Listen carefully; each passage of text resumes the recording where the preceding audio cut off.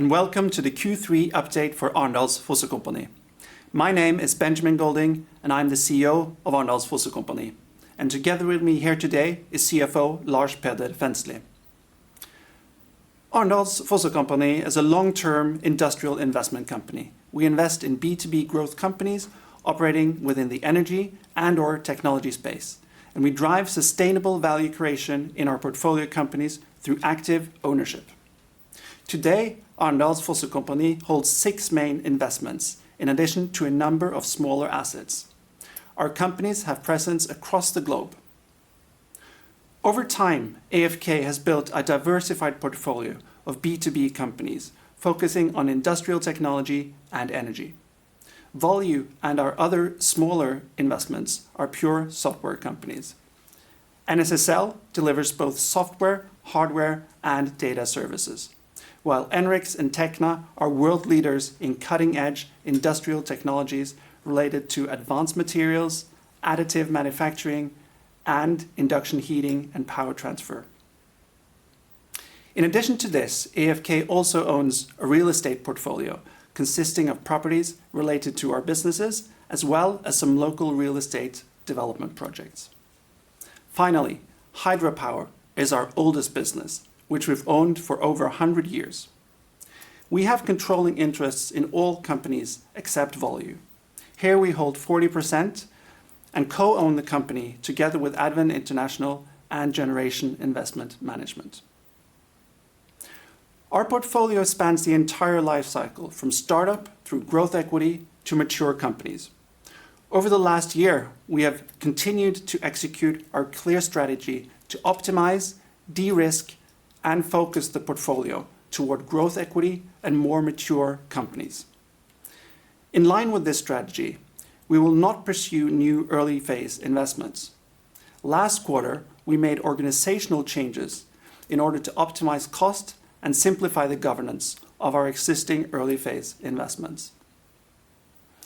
After the close of the quarter, we took another step in executing our strategy of reducing early phase exposure by divesting Factlines.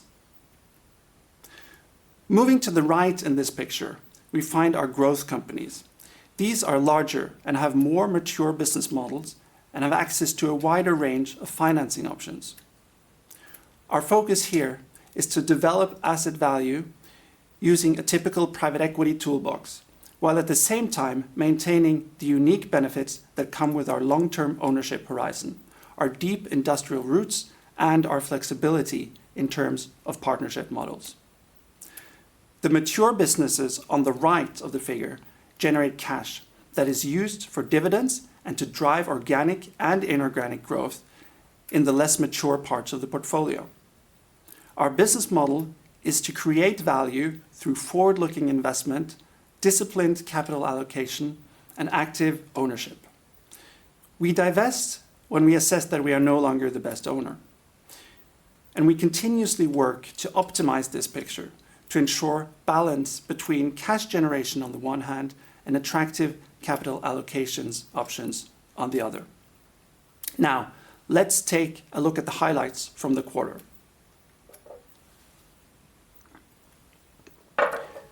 Group revenue ended at 853 million NOK, down from 909 million last year.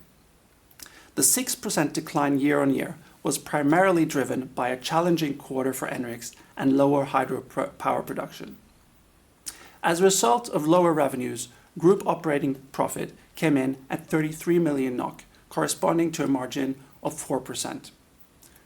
Earnings after tax ended at 733 million NOK in the quarter, due to a financial gain in Volue.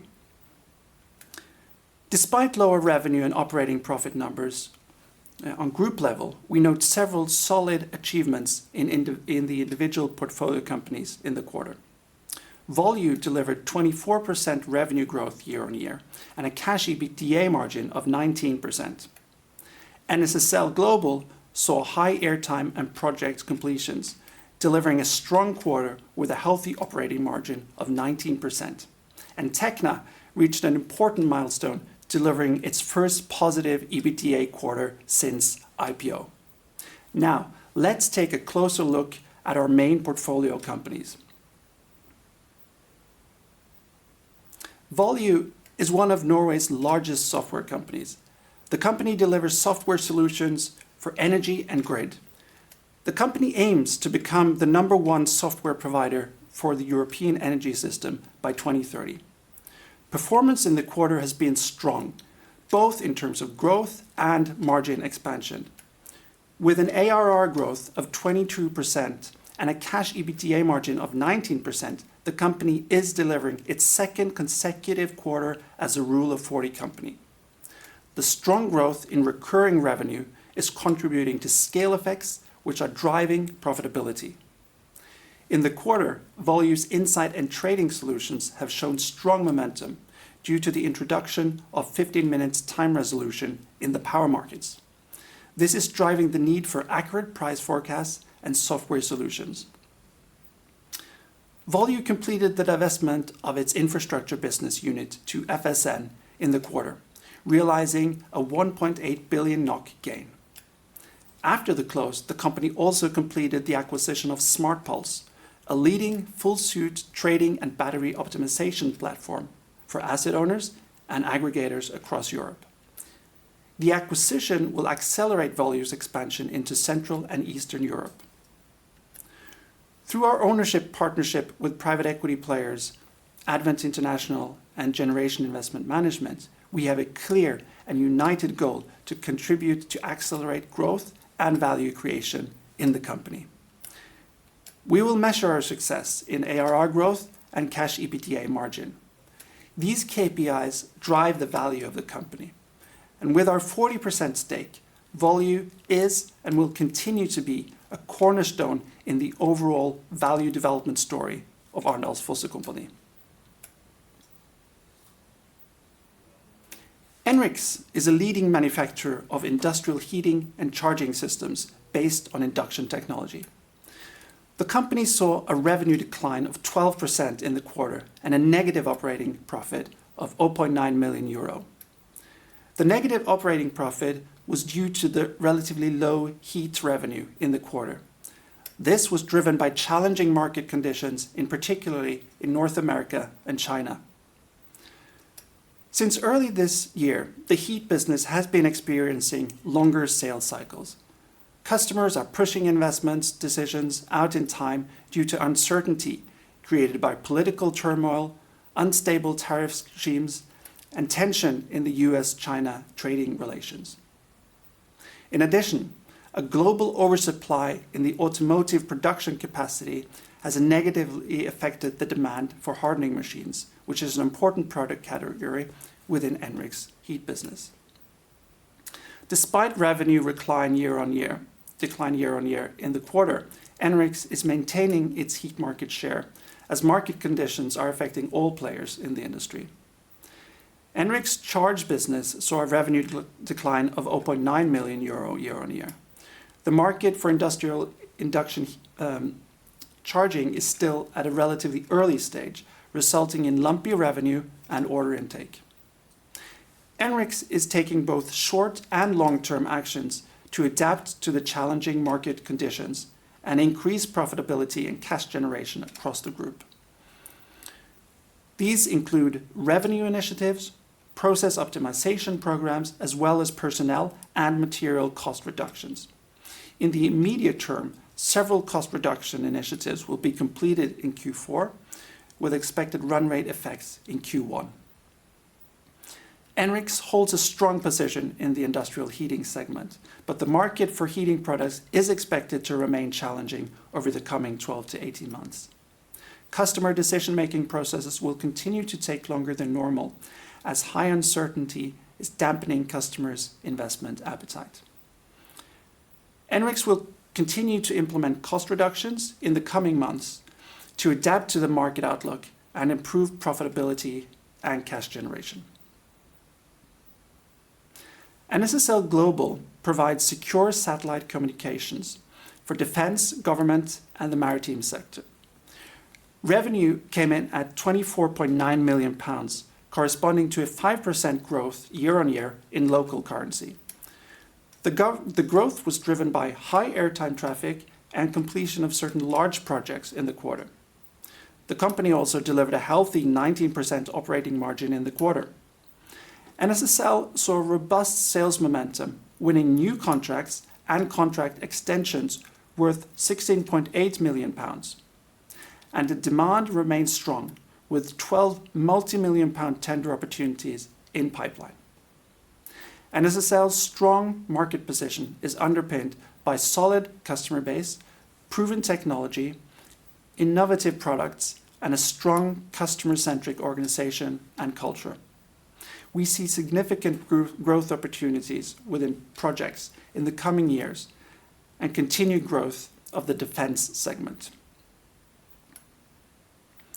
Tekna is a leading manufacturer of plasma systems and metal nanopowders used for 3D printing for defense, aerospace, medical, and automotive industries. Tekna generated a revenue of 8.3 million Canadian dollars in the quarter, corresponding to a top-line growth of 9% year-on-year in local currency. The growth was driven by a record-breaking quarter in the materials business, which grew its revenue by 28% year-on-year.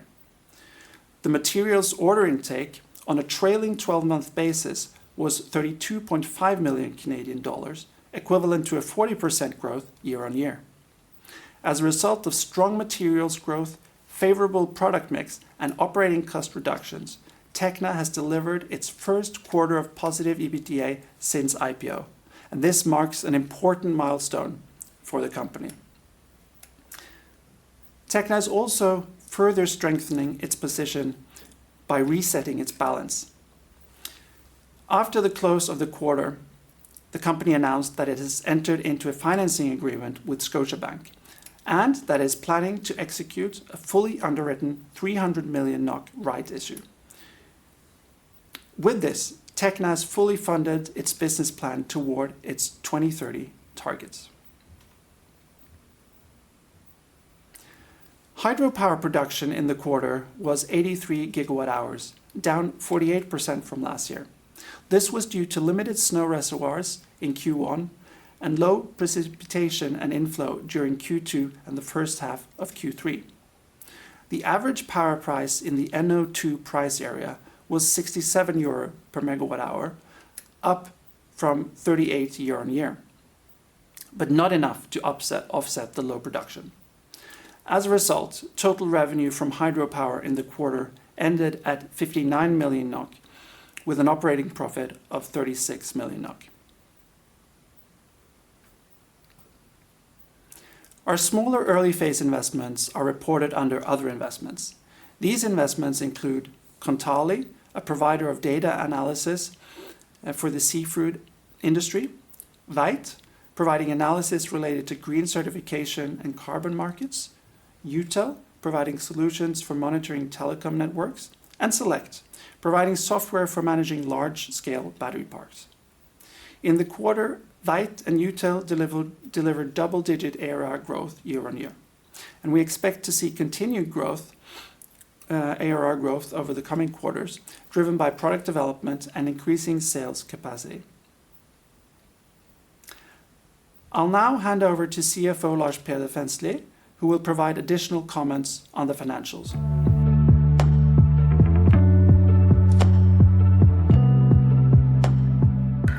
Thank you, Benjamin.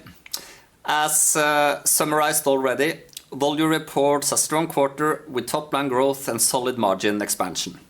As a result of the divestment of its infrastructure business, Volue recognized an accounting gain of 1.8 billion in the quarter. And just as a reminder to the audience, AFK recognizes financial results in Volue based on our ownership of 40%. The consolidated operating profit for the group is in the quarter negatively impacted by low hydropower production and lower revenue and operating profit in NREX, partly offset by improved operating profit in Tekna. Also worth highlighting is NSSL Global, continuing to deliver strong results with improved operating margin in the quarter. Consolidated earnings after tax ended at 733 million, reflecting solid share of profits from associated companies on the back of Volue's divestment of the infrastructure business. Arendals Fossekompani parent company's financial position remains solid. Available cash end of quarter amounted to 720 million.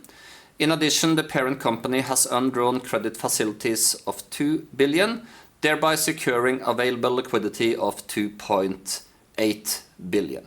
And net debt, which excludes shareholder loans, was at the end of the quarter 131 million. Looking into outlook for the year, in line with previous quarters guiding, we expect operating profit for the group in 2025 to be lower than last year.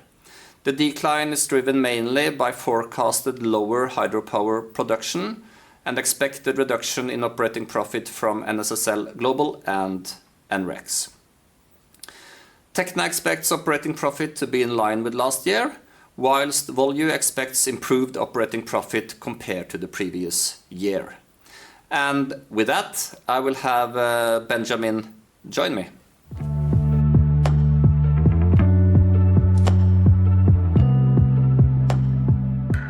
Thank you, Lars Peder. Finally, let's recap our priorities.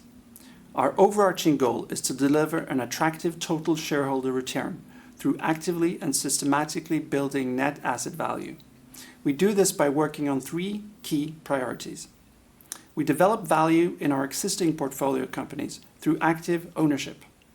We work to optimize the overall portfolio, both to ensure a composition that provides the best possible risk-adjusted return, but also to ensure balance between cash generation on the one hand and attractive capital allocation options on the other.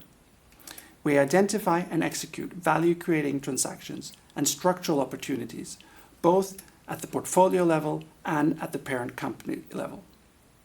An underlying prerequisite for this is a strong balance sheet that gives us financial flexibility to support our existing portfolio, but also capture opportunities when they become actionable.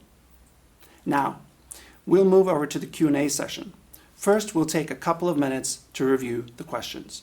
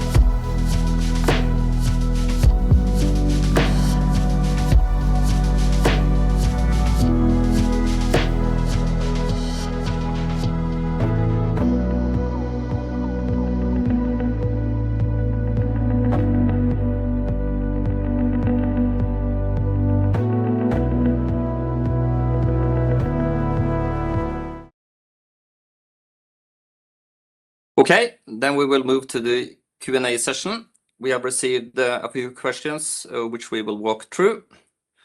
We will start with 2 questions related to Volue, Benjamin. First one, Volue has been very active over the past year with 2 divestments and 2 acquisitions. How do you see the company developing going forward?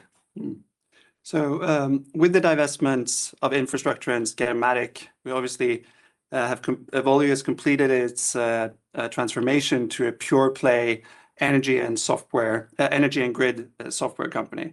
And also the acquisitions of PowerBot and SmartPulse have strengthened Volue in its core segments. Going forward, we aim for continued double-digit organic growth, and as we broaden our position in the European market. And we also expect continued M&A activity throughout the coming year. And we're also pleased to see that the company now has delivered 2 consecutive quarters as a Rule of 40 company, and obviously that is also the ambition to maintain that performance level going forward. And next one, also related to Volue. Congratulations on great progress in Volue. Impressive. Could you share any comments on whether proceeds from the infra sale will solely be used for M&A or also dividends up to AFK?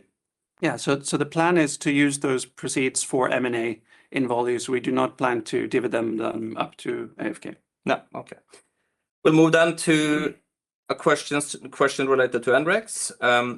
In NREX, you are implementing cost cuts with effect from Q1 2026. Could you comment on how you expect these measures to affect the margins near term?